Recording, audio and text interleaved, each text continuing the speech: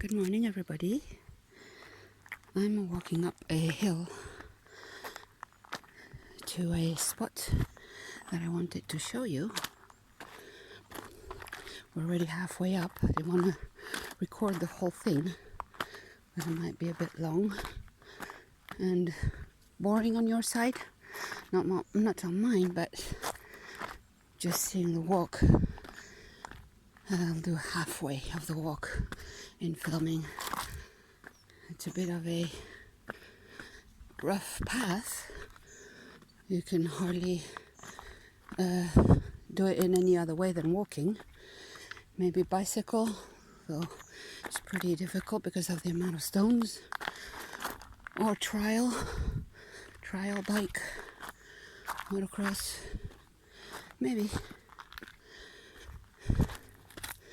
So I'm taking you to a hilltop that has, first of all, an amazing view, 360 degrees on the island. It has Roman ruins on top, though originally, like our history says and shows, Romans have always built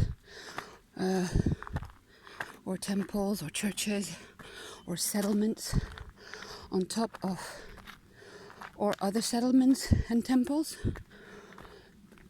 or on top of an energetic point or a vortex.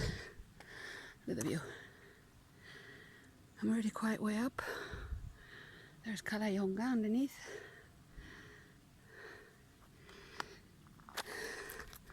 So they would build on ley lines, on nodes, on vortices, or on sacred grounds,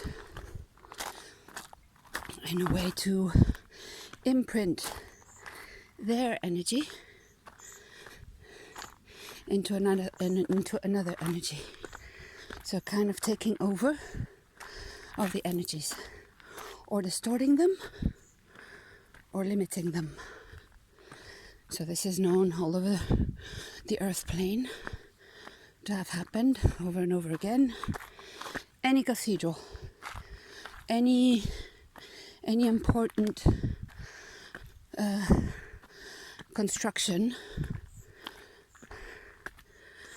would have a something else underneath. That is maybe not known by the majority. You have to be an archaeologist or a dowser, or not everybody knows it. So of course it's done in plain sight, but quite out of the knowledge and knowing of anybody really. We often find nice calcite stones on these walks. So I keep my eyes on the path, see if I find any to show you. I've got one in my bag nevertheless. I'm going to do a work up there. I was guided to do. I've already done quite a lot of work in that spot. It's very different than years ago. Also because it was the appropriate time to do so. Not that I knew about the timing, because it happens quite spontaneously. Not that I go by the calendar or on the clock. I follow my intuition and the guidance I receive, and for me that's enough. Look at those walls. High walls. There are stalactites in here and nice formations in them. Let's see if I find one that we found the other day that had a kind of a cluster. So beautiful. There it is. Look in here. So this is calcite. You see? And look in here.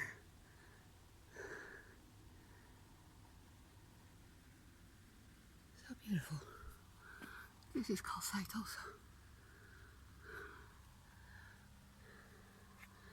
Beautiful, right? Big walls. Yeah, we're climbing. And I started the walk at 7 o'clock in the morning. When I started filming, I was about halfway up.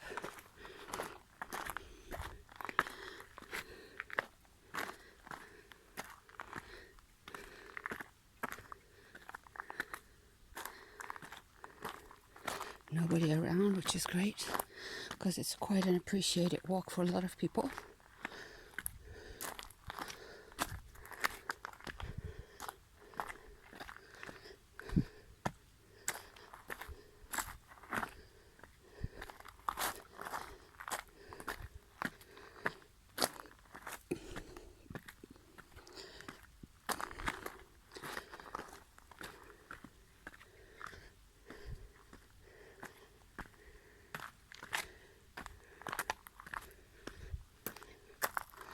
You have to come with good shoes here. Forget about doing this with flip-flops. Nope. I've seen some people trying to get up with cars. Oh my goodness. I was feeling for the car.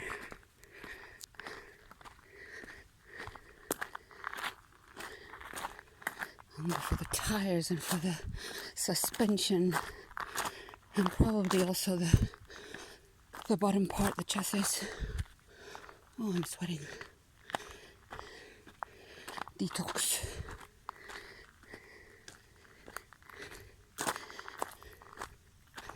We always have something to detox. One way or another. I'm going to show you a machine here. So all this path was done in the 80s. Look at the view here. Just going to give you a glimpse. How about that for a view, eh?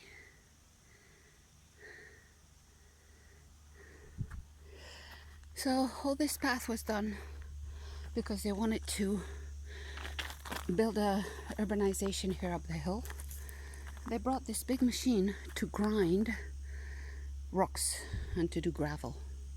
Instead of bringing up trucks of gravel, you bring the machine up and allow the machine to do the work. Well, it came up. It probably participated in the in doing the path, but that's it. It stayed here, and that's the look it has now. Quite trippy, really. It's probably going to stay here. It's been here since the 80s. I don't imagine they're going to remove it now. In winter, it's really nice up here. It's very fresh. Well, also it's nice now because you're in between the pine trees most of the path. Most of it, not all. It's pretty hot now. Mid-July. And if you haven't seen yesterday's video in Formentera, the turquoise waters, quite amazing. It's put in the YouTube channel, so if you feel like having a bit of that taste, you know, go ahead. Okay, we're going up here.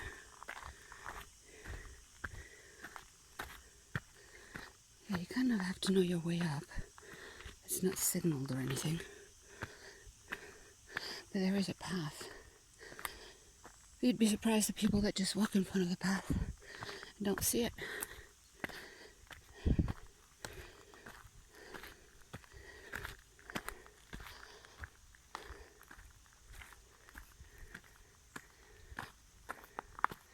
Nice little magical spots.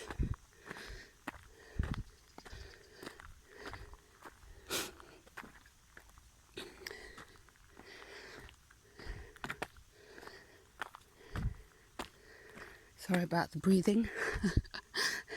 Going uphill all the time.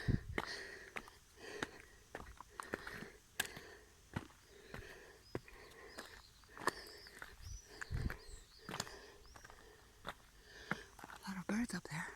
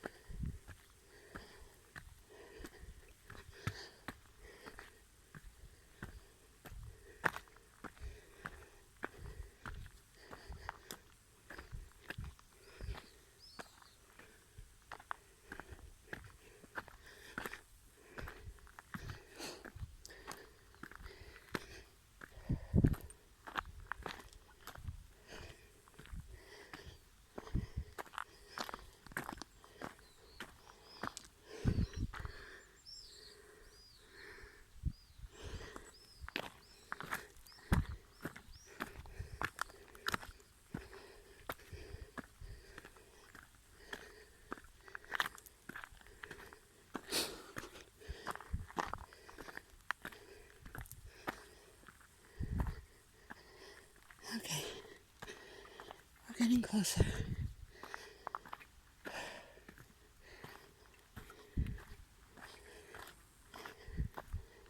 It's not an appropriate walk for everyone because of the climbing and the roughness of the path.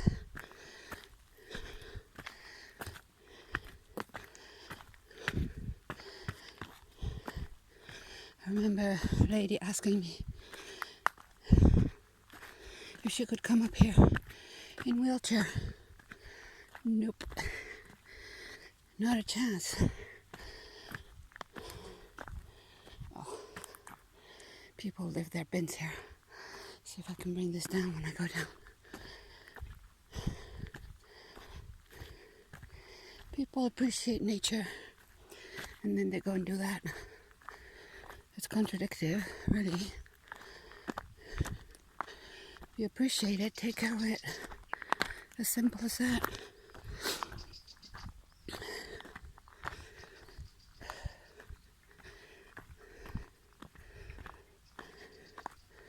I've got a bag in my bag, so I'll pick up stuff when I come down.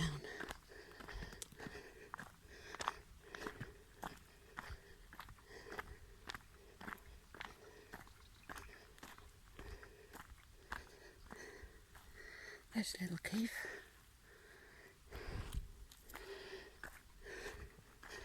By my intuition, and we can call it remote viewing or channeling, what we just passed used to be a food container so they could keep the food safe from this settlement. So that's not yet where we're going. Just wanted to show you that it's a very known archaeological site that has been discovered in the 70s. It has been dug, not the cross in the middle, that was done recently. It's just a round settlement. It's got the entrance there, and it was supposed to be a habitaculus, so a place where they would inhabit. This is the entrance, and it would be round with a straw, wood, branches, straw top roof ceiling. So that's it's the only one that has been discovered in Ibiza of that time. It's for around 4000 BC. So quite a while back. That's the only known discovered one on the island. There is another one from the same time and similar structure in Formentera.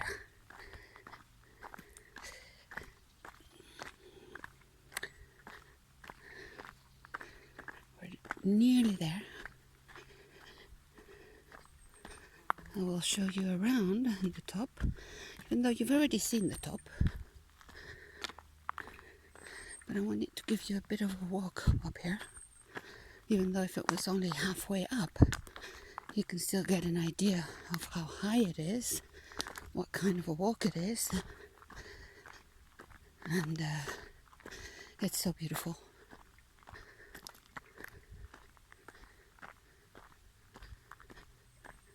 Can you hear the silence?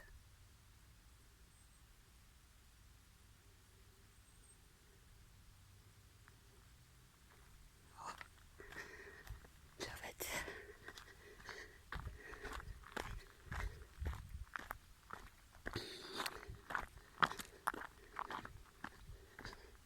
So when they found that archaeological site that we just saw, there was no path up. It was before. So they had to, whack their way through the bushes to the top. There were always a group of young students of archaeology that would go searching for sites, not searching for some sort of still non-discovered places, so they could document them. That's how they find normally, archaeological rests of ceramics, bones, jewelry, and then they can give more of a time frame. We're nearly on the hilltop.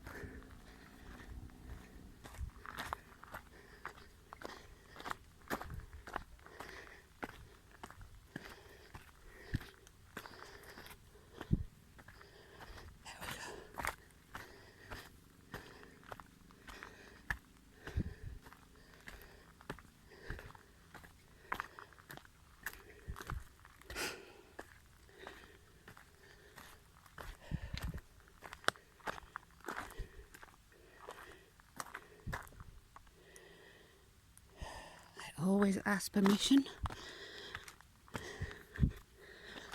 to come in, honoring what it was. Not so much in the Roman time, but before. So here you have a cisterna of the Roman time. Oh, nice spider web right in the middle. Oh, I see a spider web. See if you see it here.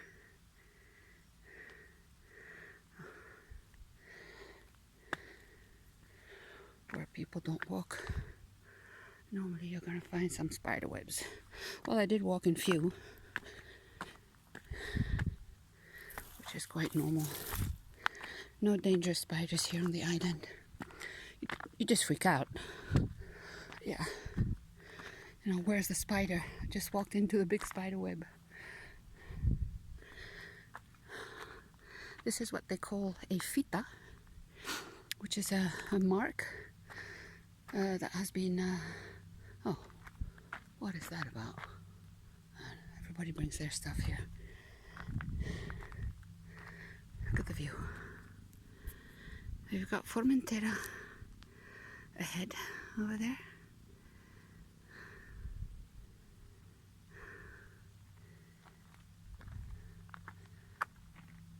Give you a bit of a side view here.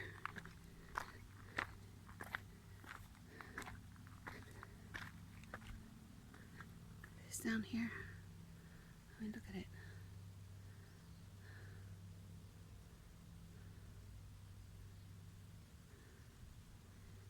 Ibiza ahead over there. Ibiza town. The capital.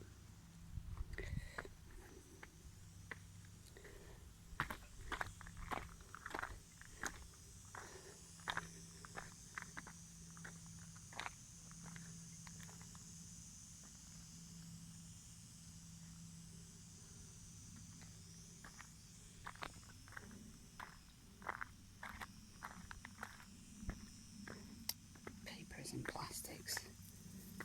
Oh man.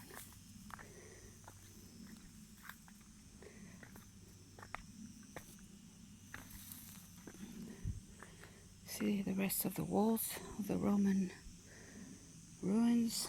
You've got steps here. I'm going to walk on the wall.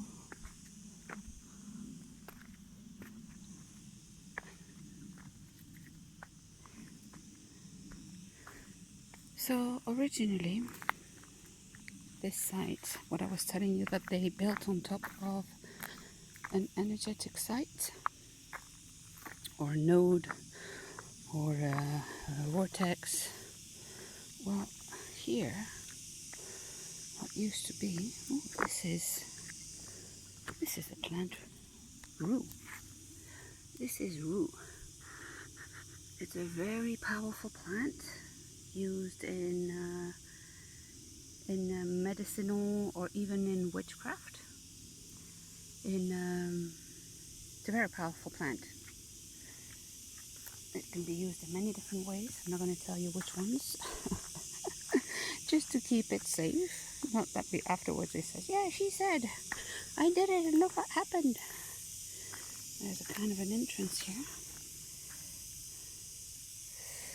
Okay, so this place used to be a settlement of a masculine energy that came from the northern Africa, a masculine counterpart of the goddess Tanit, which is also a goddess that came from Africa, from the Phoenicians, that was brought here to the island a very long time ago. Walking into spider webs. Wait. And the masculine counterpart was Balhamon, and he was the partner, so to say, of Tanit when they were brought here. And the Tanit cave that was settled on the island is in a straight line from here across to, let me show you the hilltop.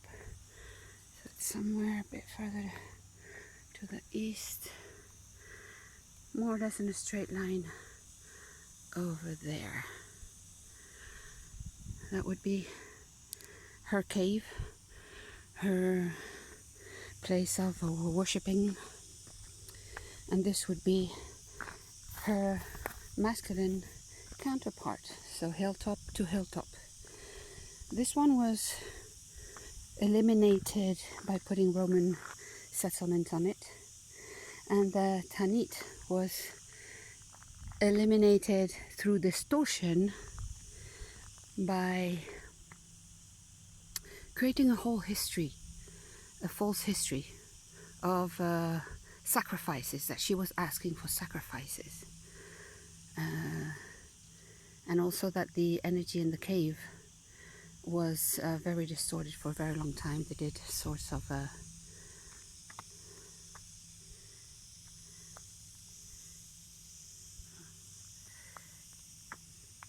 different ceremonies.